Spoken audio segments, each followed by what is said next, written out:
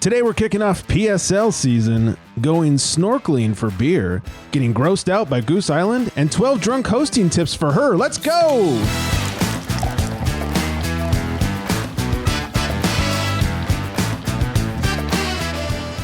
Welcome in, everybody. It's the Craft Beer Republic. Thanks for drinking. Thanks for joining. I am Greg, and over there eating candy bars is Flex. What's up, big fella? I'm actually not eating candy bars, but It's true. Here's a little relative statement. We watched Super Troopers a couple weeks ago. Right. I've never seen Super Troopers 2, so I had watched that this past weekend. Oh, did you watch it finally? Yes, I did. I finally watched it. Good. I intended for us to do like a group Super Troopers 2 thing, and I just haven't been home. I figured that. Yeah. But I also was like, I don't know. I assumed you would have already saw the third one since it just came out. I have not. I haven't been home. And I was unaware of that. And the wife wanted to watch Super Troopers 2 before we went and saw Super Troopers 3, which I am happy to oblige with. And I'll tell you what, I'll do it again. I thought it was way funnier than it was going to be. For a sequel, it's really good. Yeah, it's super solid. And the Canadian accents that all the actors use in it are phenomenal. Not only so stupid. I don't know, man. It's pretty accurate, but at the same time, it's like super satirical, and I loved it. And Rob Lowe was fucking fantastic. Rob Lowe stole the show. Stole it. So good. Anyways, not a Super Trooper show. Not, but I just wanted to get that out there. Yeah, no, good. I'm glad you did. If we ever wanted to branch off and like stop doing a beer show, I feel like we could fill at least, a year's worth of content just breaking down Super Troopers. Scene by scene. Yeah, or something. Just start analyzing the script, and I could spend 3 episodes alone on evil shenanigans. You'd probably do like 2 months worth of just the opening scene. Yeah. Oh, easy. I mean, that was just comedy brilliance, but not a movie show yet. Correct. Meow. We'll move on. Shout out to our top listening city of last week, and that was Council Bluffs, Iowa. Okay. Don't know why, but thanks. Yeah, a little Midwest action. Yeah, much appreciate. Yeah. World's largest truck stop, by the way, Iowa. Oh, okay. Yeah. Drove by it. Got a big sign. Stop there, too. Yeah. How was it? Was it big? It's big. All right. Yeah. As advertised. Glad it wasn't false. And apologies again. I am once again at a hotel. So if you hear this AC is so fucking loud. When it stops, it sounds like someone whining. Like it turns off and you hear just like. Okay, so I can hear that. Thought it was just the mics going on or something with the sound. Nope. So if anybody hears that, real sorry about that. Oh, I think it's about to do it. Oh, no, that was my fridge kicking on. More noise. Great. All right, before we get into it, let's find out what Flex is getting into. In a world where craft beer is king, a world where muscles are bigger than growlers, only one tongue can guide us. One man, one tongue, one tongue jobber. In this world, we must find out what is Flex drinking. Well. It is that time again. And tiny little, I guess, not funny story at all, but customer came into work yesterday wearing a Drecker hat. Mm. And I thought, and hey, nothing else. I wish. But I thought to myself, it's been a minute since I've had a Drecker beer. And their stuff is usually pretty solid. Mm-hmm. So I went to the liquor store today with my kids. And I had to make them make me buy this. Because it is called Shredneck DDH double IPA. And this can art, it's like got this buff guy. Oh, yeah. He's got the dumbbell in his hand. He's got some like the horns. buff version of Tungus from the AMPN commercials. Yeah, or who's that Muppet, the big hairy guy? Oh, Sweetums? Yeah, it kind of looks like him. Yeah, I could see that with horns. But it's neat. Then there's some weird like ghosts and ghouls all over the can, and they've always got great can art. Yeah, it's wonderful. So the can art got me. The name of the beer got me. Shredneck. I love working out. The guy's jacked. He's got a, dumbbell. It just totally works out for me. Mm-hmm. $18.99 a 4-pack. Not bad. I don't have a no, I don't have a can on date, but it does say on the bottom of this. It is pretty funny. 16-ounce curls, 4x16 RPE. I don't know, just kind of funny. And then they got the timestamp on there, which is weird. Anyway, not a timestamp show. Again, I always like to talk about Drecker labels and how I love the ingredients that they show on there. Oh, yeah. So the malts they used: extra pale premium pills, malted wheat, unmalted white wheat, torrefied wheat, and flaked wheat. Yeah, I believe that's the word. Whatever the fuck that means. Yeah, I don't know. My eyes are terrible, but I'm pretty sure it says torrefied. And then the hops I use in this one: Simcoe Cryo, Peacherine, and Peacherine Hop Keef, and then their house IPA yeast. So I cracked this beer and I smelled it right away. And I got to tell you, it was phenomenal. Before I really get into this beer, I'm going to do the whole Untapped thing that we always do, but I'm really excited about this beer. So I got really excited. It's 8% ABV, only 221 check-ins with a 415 overall rating. And they read, Shredneck comes ripping out of the garage gym, double dry hopped with Simcoe Cryo, Peacherine, and Peacherine Hop Keef. Expect notes of peach and citrus wrapped up in a swole, juicy double IPA that's packed with enough hop-powered muscle to make a shake weight nervous. Shake weight.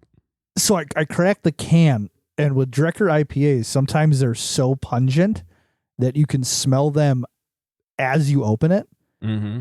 And this was one of those IPAs. It was absolutely insane. I had to keep putting my hands over my nose in the can. It smelled so good. And I just take like a big fucking whiff of it. Nice. And all you would get was like peach and nectarine, fresh off the truck, super, super fresh. It was awesome. So then I poured it out, Greg, and it's got this wonderful, dude, that color, bright yellow. It's amazing. It had some effervescent head. It dissipated rather quickly, which I was okay with. And then I have had tasted this. Sometimes I don't like to taste the beers before the show, but I did. So without further ado, I'm going to keep drinking and I'll tell you guys all about it. It's like the perfect color for a hazy. So this fucking beer, not only does it smell delicious, but it's amazing. The taste is amazing. It is swole, juicy citrus, like everything that they said it was. You don't get the stone fruit on the palate as much as the citrus, which I kind of bummed out about because it smelled so good. Yeah. But with how good this tastes, you can kind of forget about that.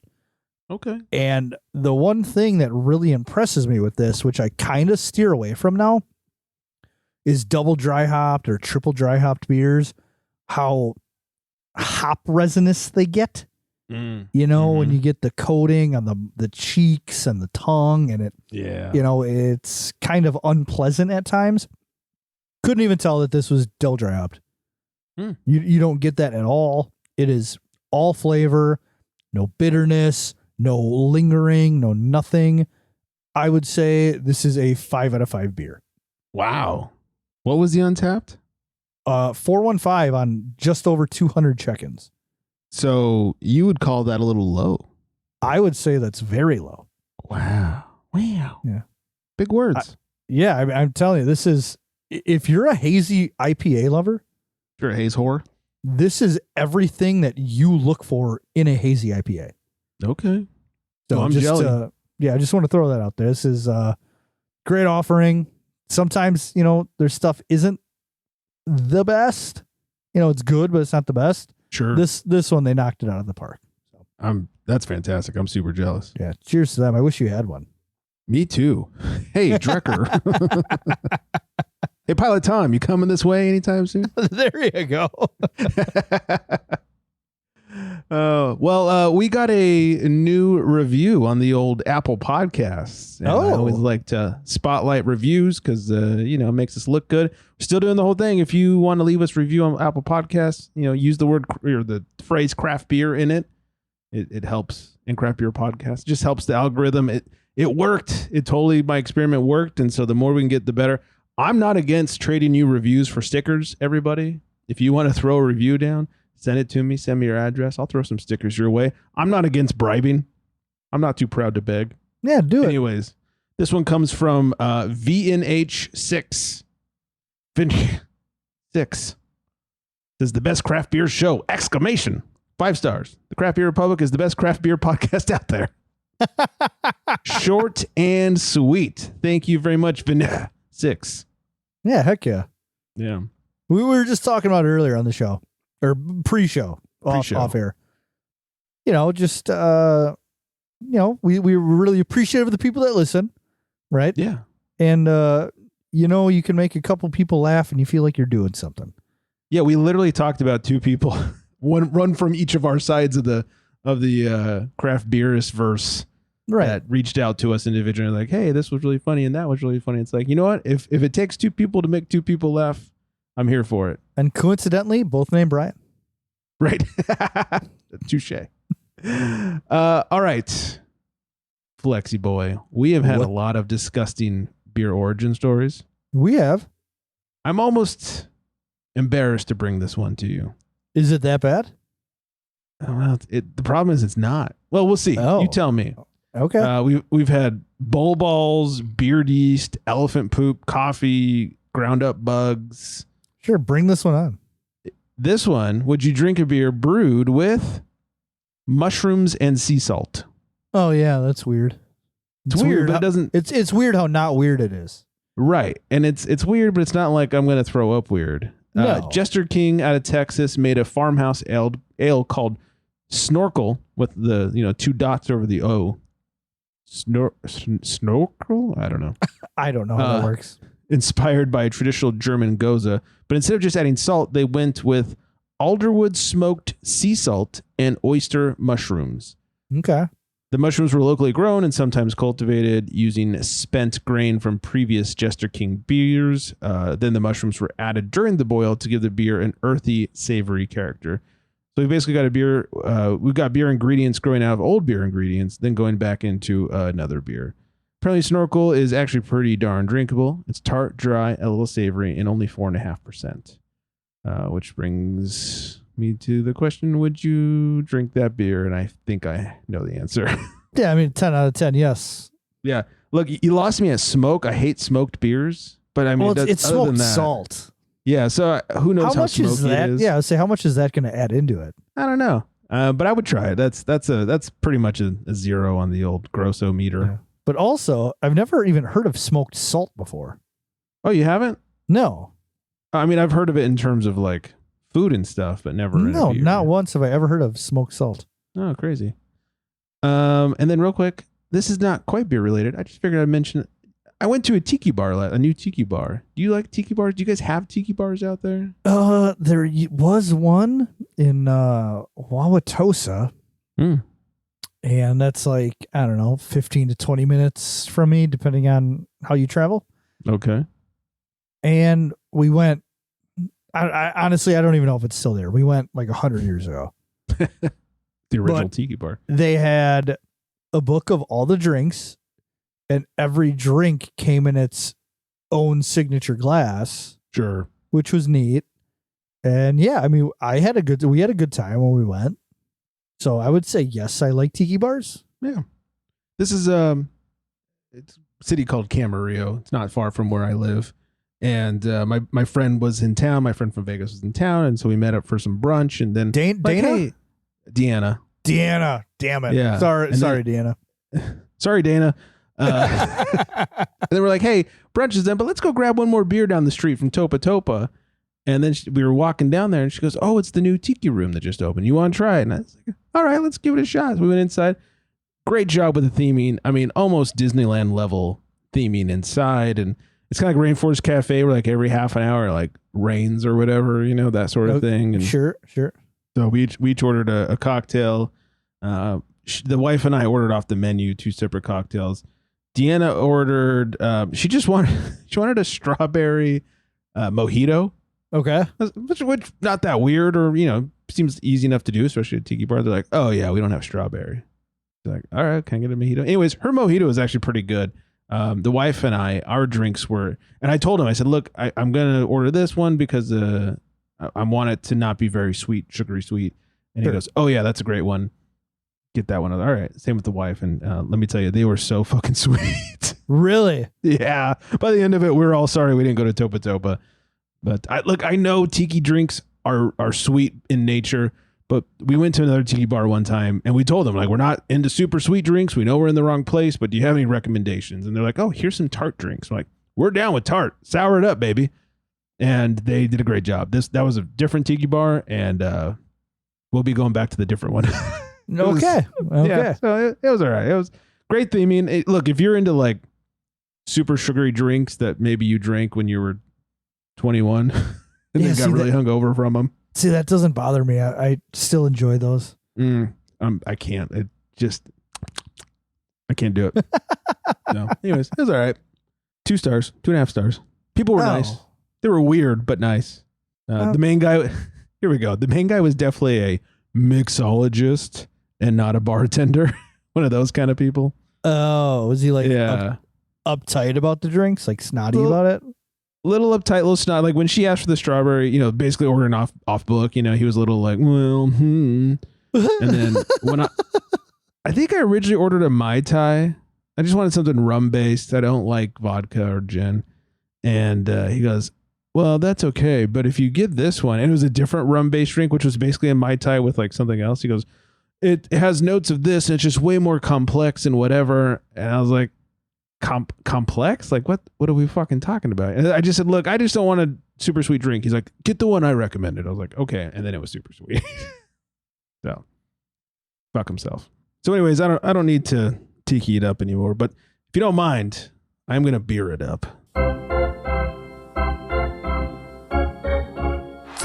He calls to the bullpen for beer. As I said, I'm in the hotel again, and if you remember a couple weeks ago, I had my whole conundrum of like hitting up basically a liquor store and finding something to drink, and I basically did the same thing. I asked ChatGPT, I told it where I was and where my hotel was. I was like, on my way from work to the hotel, are there any like craft beer bottle shops along the route or within reason along the route? And it's like, yes, you should go to this place. And I thought, great. So I blindly followed ChatGPT. You trust that thing way too much. Well, I didn't trust it all that much because last time it totally fucked me because I asked it a similar question last time. And I even told it you fucked me last time. And it said, oh, you're totally right. You should try this place. It's got reviews that mention craft beer and blah, blah, blah. And like, okay, great. I went there blindly. Totally took me to some dicey ass neighborhood. I thought, all right, maybe it's like a, little hole in the wall type place. And I go in this liquor store. And it sure is a hole in the wall, and their craft beer selection was basically all big beers, like Elysian, and what else was in there? Golden Road and that kind of shit. And then because we're in Orange County, they did have Brewery X. And I thought, all right, Brewery X can be real hit and miss. Sometimes they have a great beer. Sometimes it's a bad beer. It never seems to be in between. It's usually an up or a down. And they had this hazy, which I'm about to drink, that I'd never heard of, and I thought, let's give it a shot. So I'm drinking Brewery X's Dictionary Roulette Hazy IPA. It's brewed with Citra and Mosaic hops, has a 7.4% on the old Untapped. No. It's been a long 2 weeks. Oh, God damn it. It is 7.4%. It has a 3.85 on Untapped with 7,700 ratings. It's a fairly fresh can. As we record, it is exactly 2 months old. Not too bad. I maybe should have looked up the reviews before I purchased it because it was a full 6-pack. They didn't have any singles. And I was surprised that it was a 6er, not a 4. Like, how often do you see a 6er with the 16-ounce can? I was going to say, that's pretty fucking wild. Yeah, a 12-ounce can, sure, I'm all for it. But that was surprising.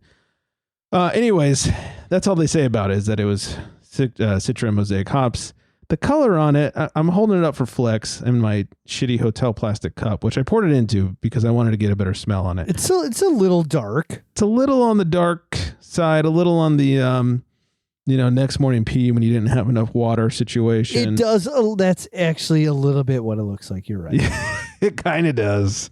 The schnoz, when I stuck my nose into the little can hole, it was much more pungent, but it was like, it had this sort of, I don't want to say green apple, like the smell of green apple, but like green, like it wasn't quite finished fermenting, kind of yeasty smelling. So that's why I poured it into the cup to get a better smell. Honestly, when I pour it in the cup, I don't get much smell out of it, which is weird. Head dissipated real quick, slight lacing. Here we go. I've been hoping this beer would get a little bit better as time went on. We did try it before we started. It has not. Oh, that's it's a bummer. You know what I know. I couldn't put my. At first, I was thinking it was like a waxy taste, and then it just hit me what it is. It's Band-Aid. Oh, that's not good. And Band-Aid taste is chlorophenols, which usually is a water issue with either like chlorine in your water and they didn't filter it out enough, or wild yeast, or even bacteria getting in there. It totally has that Band-Aid taste. Oh, I'm going back in. Like at first hit, you go, it's fine. Nothing wrong. But, and then it just, full pack of Band-Aids. Oh, you're going to make me vomit. Sorry about that. Me too. Just thinking about eating Band-Aids. I wish I had bought like a Coke Zero to rinse out the old mouth or something. This is really use a Coke Zero right about now. Yeah, this is not great. Like I said, Brewery X generally good or bad. This is definitely bad. 385. Somebody was feeling generous over those 77. Maybe they got so the fact that this is a Citra and Mosaic hazy makes me think it's like a flagship. Oh, because I've never seen it before. I've seen a lot of their stuff, and I don't think they have a ton of flagships. They do a lot of different ones each time. Okay. I don't know a ton about Brewery X, but from what I've seen on the shelves and whatnot, I'm looking for people's reviews where they actually said anything about it, and no one has said anything. But all their pictures definitely match my picture of it looking like next morning's piss. Damn. 60 IBUs. Yeah. Oof. Not good. 60 IBUs in a hazy? Oh, man. Yeah, it's a lot. Got 5 more of these bitches to get through. It's going to be rough. Dude, there's Brian. You can give one to John. You can. That's fucked up. I gave one of my bad ones not that long ago to listener Andrew when he was in town. Yeah, if anybody wants a shit beer and you live near me, if I ever make it home, I am happy to for research purposes, right? For science. Well, it's funny. It was intern Brian. I gave Andrew and Brian that same bad beer. Intern Brian got the good can. Yes, I remember that. Do I need to open all 5 of the other cans? See, so no bullshit. I thought about that. Mm-hmm. When you were taking your first sip of that, I was like, I wonder if he opened a second can, if it would taste any better. Should I do it? I think it would be a fun little twist here. All right. What do I have to lose? Here we go.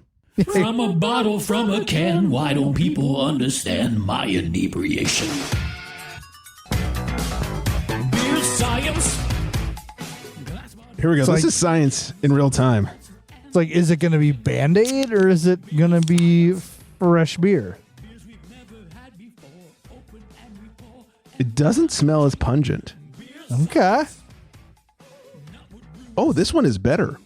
Oh. Holy shit. Hold on. I'm going to pour it into a cup so it's fair. Well, this is fun. I'm so glad we did this. Me too. This is exciting. Okay, I'm currently pouring into a fresh, not the same plastic cup. And before anybody says, maybe it's the plastic cup that makes it taste like this. No, it tasted like this out of the can. Yeah. Oh, God. I just took a swig of the original can to make sure. So in the cup, the fresh one. It does have the same color. It is pretty. Hold on. Let me hold them up next to each other. So the fresh cup looks a little darker. That's just the angle I'm holding at. If I turn it, it'll look a little lighter. Okay. Okay. When I look at it down on the desk, actually the older one looks slightly darker. Okay. With the light very even. I don't get any weird appley smell on the fresh one. That's good. Okay, I'm going in for the taste. Get it. You fucking scientist, you. Look, it's not the best beer I've ever had. This is a better can. That's And crazy. look, it's got better head on it, too. It's actually staying. Yeah.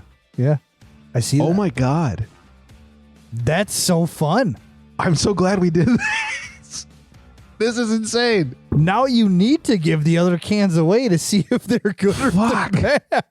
All right. Not Murder John, intern Brian. Anybody else? Anybody want us to do some science? Oh, my God. He's actually I'm pouring pouring more into the cup. Yeah, that's wild. Yeah. That's, It is- yeah. I mean, yeah, the color's not much better. I'd call it just minutely better.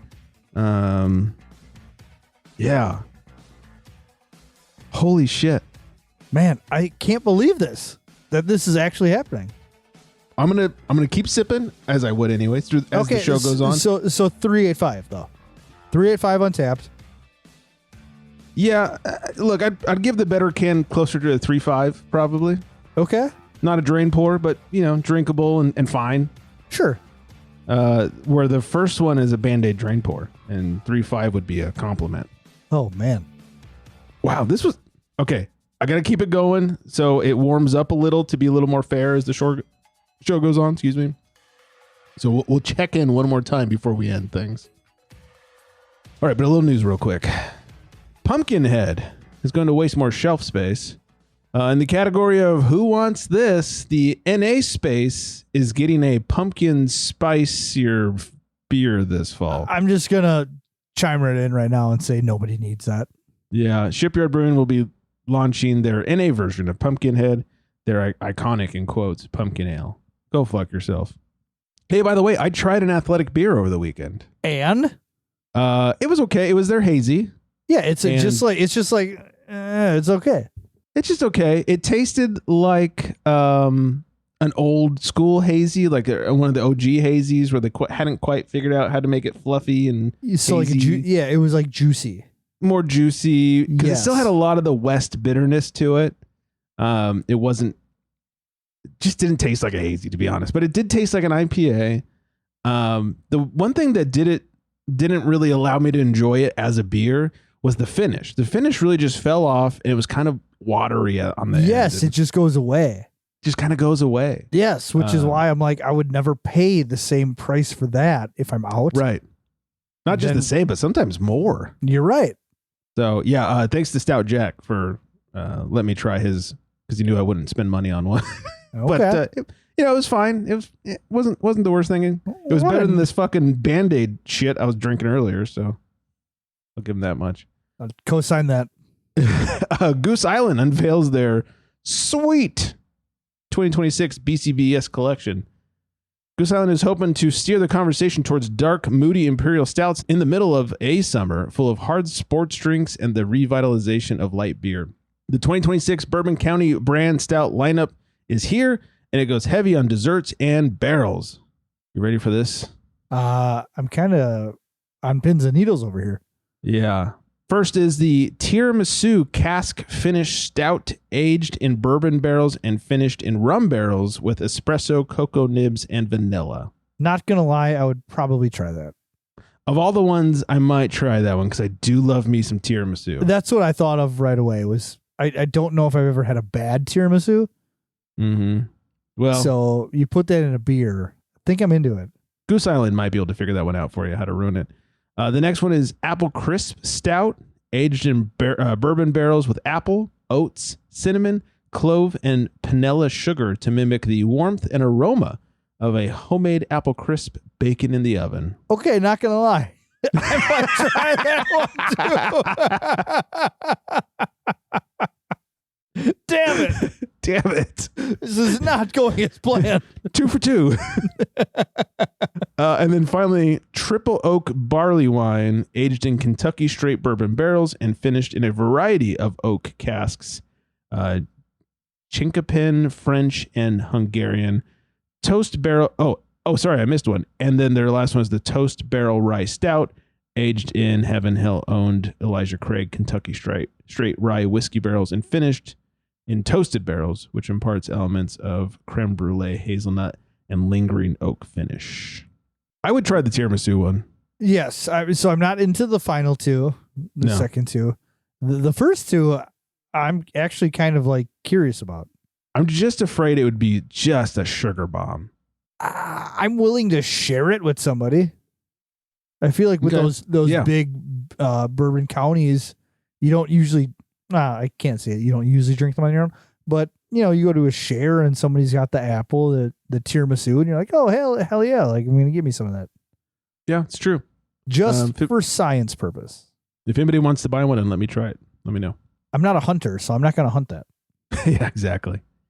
Thanks to the wife for sending me this one. Old Guinness found at the bottom of the ocean.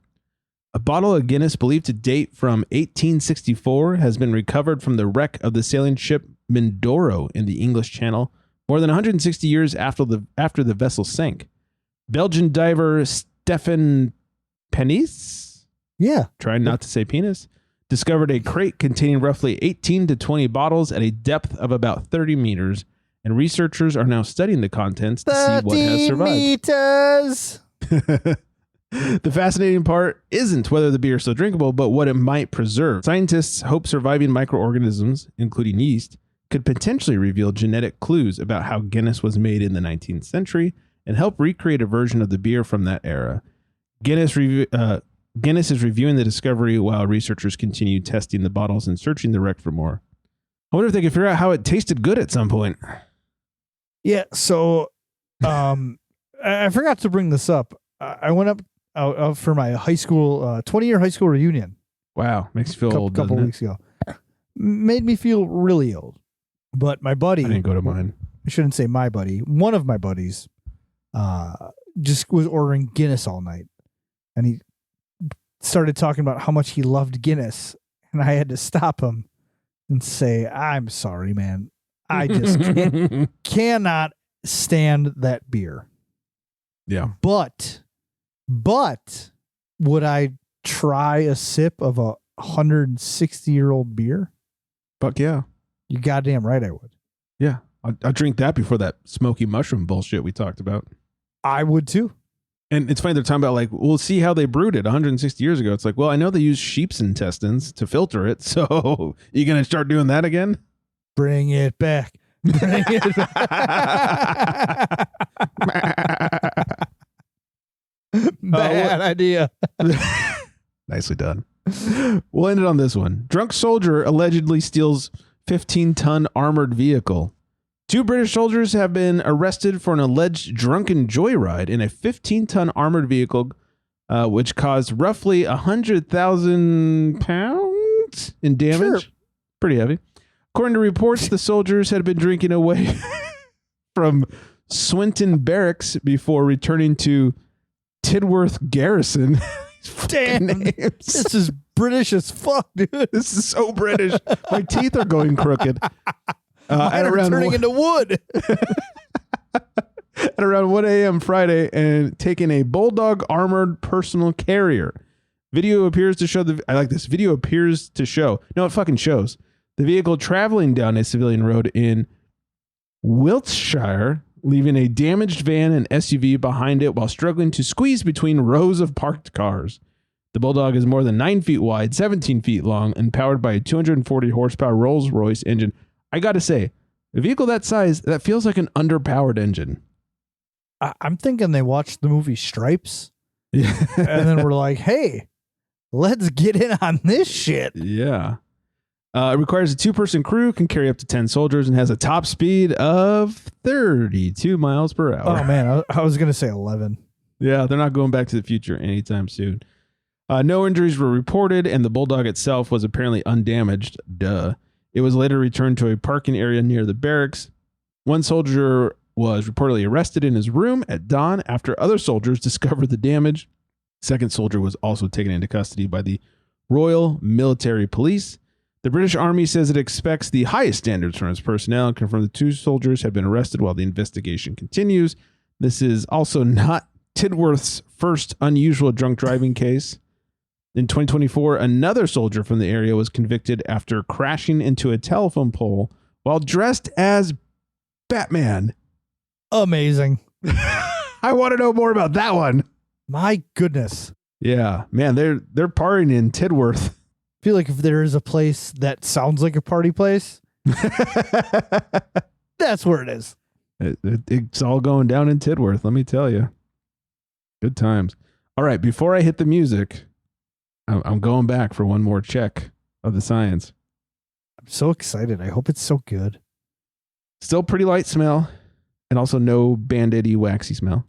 Just to confirm, I'll hit the can as well. Confirmed. Drinking out of the cup. Yeah, look, as it warms up, I get a little more like the hot burny type flavor. Sure. I mean, 7.4%. You know, you might get it. Yeah, but overall, no fucking Band-Aids. This crazy. is amazing. Yeah, I'm we so get a- glad you convinced me to open another We can. get a bad can and we get a good can. I love it. It's amazing. Now I Good want to thing- open all the cans. Good thing you got a 6-pack of 16-ounce beers. Oh, thank God. I'm going to have these till I die. Who does that? Well, this was good science. Good job. Live science. Live, good, and pretty conclusive. Get me hard kind of science. Yeah, well, Daddy, getting rocked. All right, we're going to hit some music. Going to say hi to Vanessa. Hey, Vanessa. Hi, Vanessa. Going to encourage you to follow us at Craft Beer Republic, at FlexMeBeer, _ in between, craftbeerrepublic.com, mail at craftbeerrepublic.com, 805-538-BEER. Send us those Poopgate beer stories or your Band-Aid beer stories or whatever you got. I do believe that's pretty much everything. Hope everyone out there is staying very well hydrated. And on that note, Good night, everybody.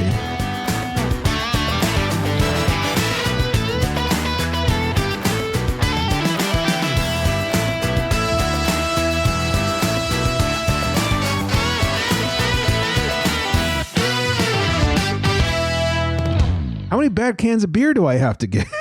Craig, I don't know. It seems like you got bad luck.